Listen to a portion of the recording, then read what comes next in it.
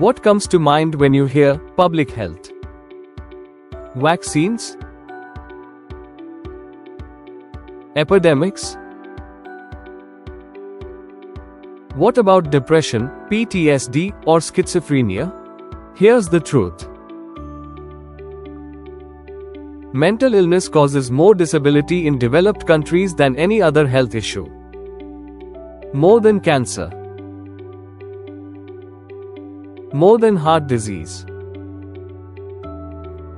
Nearly 1 in 2 Americans will experience some form of mental illness in their lifetime. And yet, we often treat mental health like it's optional. It's not. Mental health is public health.